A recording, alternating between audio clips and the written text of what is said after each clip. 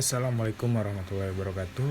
Hari ini kita akan melanjutkan materi yang kemarin. Kita akan melanjutkan di halaman 5. Di sini ada kata kunci. Kita cari tahu dulu apa yang dimaksud dengan kata kunci. Kata kunci adalah sebuah kata yang memiliki posisi yang istimewa dalam sebuah klausa, kalimat, alinea, hingga bacaan terlebih, karena dapat digunakan sebagai penunjuk atau penghubung ke bagian lain dari bacaan yang sama maupun menerangkan inti dari sebuah informasi atau bacaan. Jadi kata kunci kita ambil yang paling mudah. Apa yang dimaksud dengan kata kunci? Kata kunci adalah inti dari sebuah informasi atau bacaan. Kita lihat di sini ada ayo berdiskusi. Berdasarkan tulisan iklan yang kamu baca di atas, diskusikan dengan teman sebangkumu tentang beberapa hal berikut. Karena kalian belajar di rumah, kalian diskusikannya dengan orang tua kalian. Yang pertama itu kata kunci dari iklan tersebut. Kemudian yang kedua, ciri-ciri dari sebuah kata kunci. Dan yang ketiga adalah alasan kamu memilih kata-kata kunci tersebut sebagai kata kunci. Nah, kemudian di sini ada soal, jelaskan hasil diskusimu dengan menggunakan peta pikiran seperti berikut. Yang pertama, kata kunci adalah, ingat tadi penjelasannya ada di beberapa menit sebelumnya. Kemudian yang kedua, kata kunci yang aku temukan dalam iklan. Kemudian yang ketiga, ciri-ciri sebuah kata kunci adalah, dan yang terakhir, alasanku memilih kata tersebut sebagai kata kunci iklan. Kemudian setelah membuat peta pikiran, kemudian membuat kesimpulan dari hasil diskusi. Nah, selanjutnya kita lihat di halaman 6. Ayo mengamati. Di sini ada gambar hewan yaitu sapi. Dengan menemukan kata kunci pada iklan-iklan makanan sehat, kita jadi tahu bahwa masyarakat kita sudah banyak yang peduli tentang pentingnya makanan sehat. Penyempurna makanan sehat adalah susu. Itu seperti kita ketahui, susu umumnya dihasilkan oleh sapi. Apa yang dimakan oleh sapi hingga dapat menghasilkan susu? Ya. Kita lihat di sini di halaman 7, mekanisme pencernaan makanan pada hewan ruminasia. Seperti yang telah dijelaskan sebelumnya, salah satu contoh hewan ruminasia ialah sapi. Mari kita baca informasi mengenai organ pencernaan pada sapi. Nah, kalian baca, di situ ada gigi, lidah, dan saliva. Kemudian di gambar hewan sapi itu ada empat perut ya. Yang pertama itu rumen, omasum, abomasum, kemudian retikulum.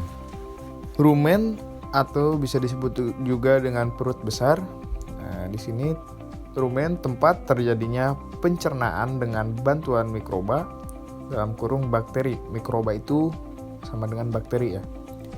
Di sini makanan dicerna hingga menjadi bubur dengan gerakan mengaduk yang dilakukan oleh dinding rumen. Pada saat sapi beristirahat, makanan kembali ke mulut dan dikunyah kembali. Setelah dikunyah, untuk yang kedua kalinya makanan masuk ke retikulum, yaitu bagian perut jala. Nah, retikulum atau bisa disebut juga dengan perut jala. Di dalam retikulum, makanan kembali mengalami proses fermentasi dengan bantuan bakteri penyaringan benda-benda asing yang masuk bersama makanan sehingga tidak masuk ke omasum. Omasum itu perut kita. Nah, itu proses selanjutnya. Proses selanjutnya itu masuk ke omasum, perut kita. Di dalam omasum, makanan dicerna dengan bantuan enzim pencernaan. Selanjutnya makanan masuk ke abomasum. Ada abomasum itu bisa disebut juga dengan perut masam. Perut bagian inilah yang sebenarnya disebut dengan lambung. Nah, di sini makanan dicerna dengan bantuan enzim pencernaan pepsin yang dihasilkan oleh abomasum. Setelah melewati seluruh proses pencernaan makanan di dalam abomasum, makanan bergerak menuju usus halus. Kemudian panjang usus halus seekor sapi dewasa dapat mencapai 40 meter. Di dalam usus halus terjadi proses absorpsi dan fermentasi. Selanjutnya sisa-sisa makanan akan dikeluarkan melalui anus. Kemudian di halaman 9 ada ayo berlatih. Diagram di bawah ini menjelaskan mengenai proses pencernaan pada hewan ruminasia atau sapi. Berdasarkan keterangan yang telah kamu pelajari, lengkapilah diagram tersebut. Nah, di sini ada rumput dikunyah di mulut, kemudian esofagus, rumen perut besar, dan mulut, masuk ke mulut, retikulum. Nah, kalian isi yang bagian titik-titiknya. Kemudian yang terakhir itu ada abomasum. Nah, yang keempat itu ya rumen, kemudian retikulum dan abomasum itu diisi proses yang terjadinya. Selanjutnya di sini ada ayo berkreasi. Setelah melengkapi diagram di depan, bentuklah kelompok yang terdiri atas 4 orang. Karena kalian di rumah, jadi kalian mengerjakan sendiri. Gambarlah hewan sapi seperti di bawah ini pada kertas gambar ukuran A3. Itu ukuran kertas gambar. Buatlah gambar sebaik mungkin, kemudian lengkapi gambar tersebut dengan hal-hal berikut. Di sini ada kriterianya, ada 4 ya. Yang pertama itu memberi nama setiap bagian organ pencernaan pada hewan, bisa dilihat di halaman sebelumnya. Kemudian memberi tanda panah, gunakan warna merah untuk menggambarkan perjalanan makanan pada sistem pencernaan sapi. Kemudian yang ketiga, warnai gambarmu sebaik dan semenarik mungkin.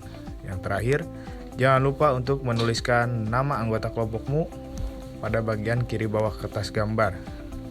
Berarti diganti menggunakan nama sendiri saja. Oke. Selanjutnya